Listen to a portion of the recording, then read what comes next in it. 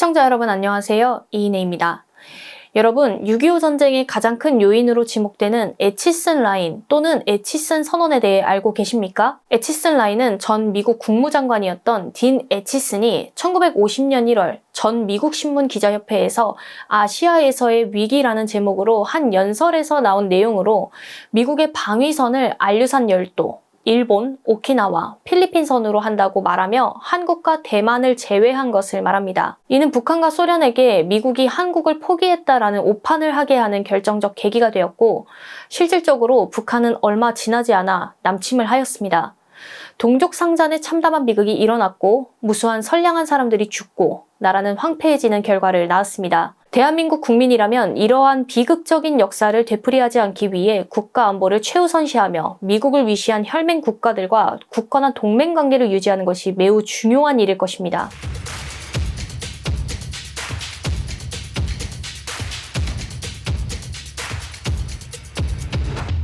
그런데 최근 미국에서 70여 년간 유지하던 한반도 방위 전략에 근본적인 변화가 일어나고 있습니다. 6.25 전쟁 이후 미국이 주도하던 대북 억제를 이젠 한국이 맡고 미국은 보조적인 역할만을 맡겠다고 한 것입니다. 70여 년 만에 한미동맹의 전환점이 이루어지게 되는 것입니다. 이러한 동맹의 전환점이 과거 에치슨 라인의 상황과 비견될 수 있을까요? 크고 작게 한국 전쟁을 경험한 기성세대의 경우 염려가 되시리라 생각합니다.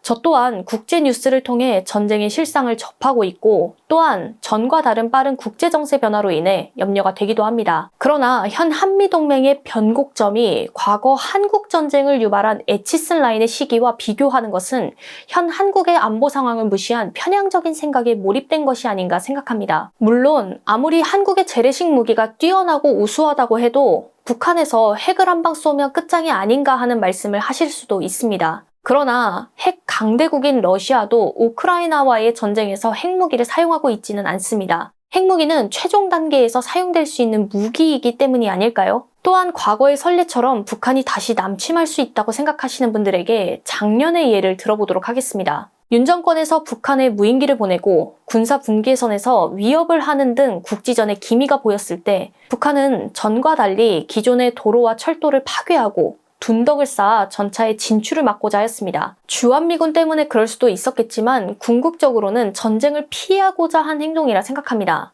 이는 전쟁이 단순히 병력과 무기 총량에 따라 승패가 이루어지지 않음을 북한도 잘 알고 있다는 것입니다. 한국의 국방과 국력에 대해 보수적인 평가와 접근이 필요하지만 외국의 시각을 좀 더 살펴보아야 한다고 생각합니다. 한국은 현재 전 세계 5위의 군사력을 가진 나라입니다. 더하여 대한민국은 세계 14위의 경제력을 가진 채무국도 아니라 채권국입니다.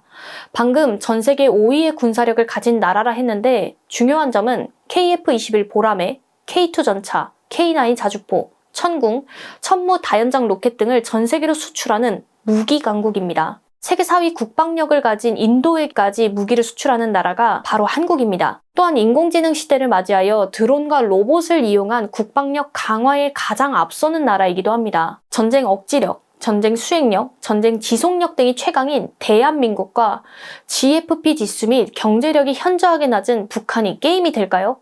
안보에 대해서는 한순간도 빈틈이 없어야 하지만 사대주의적 사고에 빠져 미국에만 의존한다면 현 국제정치의 아젠다인 다극 세계 체제에서 큰 낭패를 보게 될 것입니다. 그렇다면 현재 한국의 국방을 지키고 전 세계에 러브콜을 받는 자랑스러운 대한민국 최신 무기에 대해 말씀드리겠습니다. 먼저 KF-21입니다.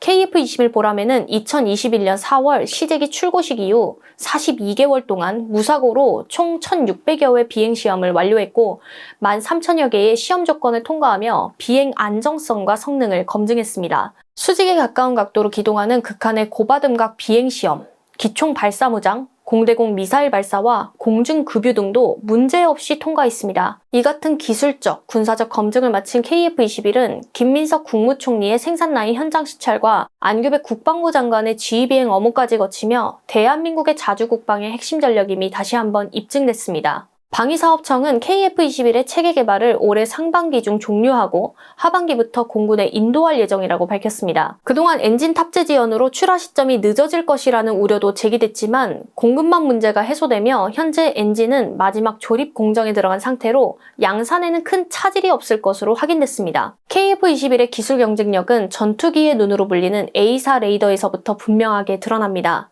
KF-21에 탑재된 A사 레이더는 다수 표적을 동시에 탐지, 추적하며 전장 상황을 입체적으로 인식하는 능력을 갖추고 있습니다.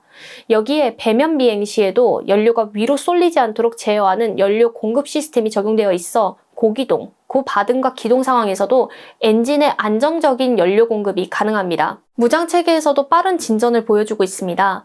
최근 LIG 넥스원이 국방과학연구소와 함께 단거리 공대공 유도탄2 체계 개발 사업에 착수했고 정부 역시 2032년까지 총 4,359억 원을 투입하겠다는 방침을 밝혔습니다. 이는 KF-21 전투기에 탑재될 단거리 공대공 유도탄을 개발하는 것으로 근거리 공중교전에서 적기를 격추하고 아군 전투기의 생존성을 높일 것입니다. 이를 통해 KF-21은 국산 장거리 공대지 유도탄에 이어 단거리 공대공 유도탄까지 갖추며 무장체계의 자립도를 끌어올린 셈입니다. 게다가 기동성, 무장능력 극대화를 넘어 미국에 의존해왔던 기존 구조에서 벗어나기 위한 독자적인 국산 엔진 개발에도 나서고 있습니다. 이재명 정부는 2040년까지 3조 3천억 원에 달하는 막대한 예산을 투입해 엔진 개발을 선언했고 2025년 12월 20일 제172회 방위사업추진위원회에서 국가정책으로 확정했습니다. 이에 따라 KF-21 후속 블록에서는 추력 편향 노즐 적용을 염두에 둔 설계가 추진되고 있습니다. 추력 편향 노즐이란 엔진 배기가스를 상하좌우로 조절해 항공기의 기동성을 극대화하는 기술입니다. 기존 전투기가 방향 전환을 위해 날개를 움직였다면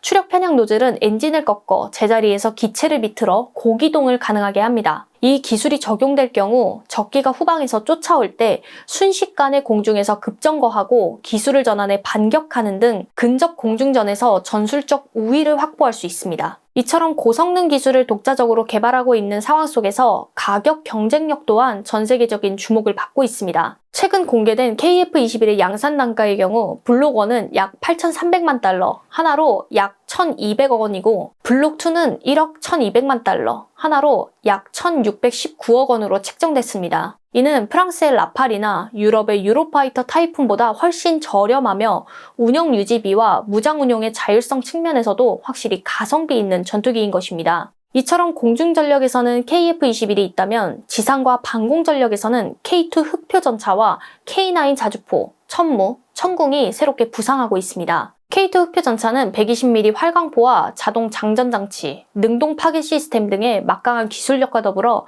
사막 등 극한 환경에서의 기동성도 뛰어나 이라크, 모로코 등 중동 국가들과 남미, 동유럽 등에서 차세대 주력전차로 주목하고 있습니다. 또한 K9 자주포는 155mm 곡사포로 장거리 정밀 타격 능력과 자동 장전 시스템, 빠른 사격 전개와 철수 능력으로 현대 전장 환경에 최적화됐다는 평가를 받고 있습니다. 여기에 K9과 연동되는 자동 탄약 보급 체계인 K10 탄약 운반 장갑차는 포병 부대의 전투 지속 능력을 크게 향상시키는 핵심 전력으로 병사의 노출 위험을 줄이고 신속한 재보급이 가능하다는 강점을 가지고 있습니다. 또 다른 주력 지상화기인 천무 다연장 로켓은 다양한 탄종 운용과 정밀 타격 능력을 바탕으로 고가의 서방 미사일 체계를 대체할 현실적인 대안으로 주목받고 있습니다. 방공 전력으로는 천궁이 중거리 요격 능력을 확보하며 전차, 포병 전력과 결합된 입체적 방공 체계의 중심 역할을 맡고 있습니다. 결국 K2, K9, 천무, 천궁으로 이어지는 지상 방공 전력은 한국이 무기를 개별적으로 수출하는 단계를 넘어 자주국방 체계를 구축한 국가로 도약했음을 보여줍니다. 이재명 대통령이 자주국방은 기본 중에 기본이라고 말했듯이 불안정한 국제정세 속에서 자주국방은 이제 필수 불가결한 요소입니다. 한국은 무기를 스스로 설계하고 생산할 수 있을 뿐만 아니라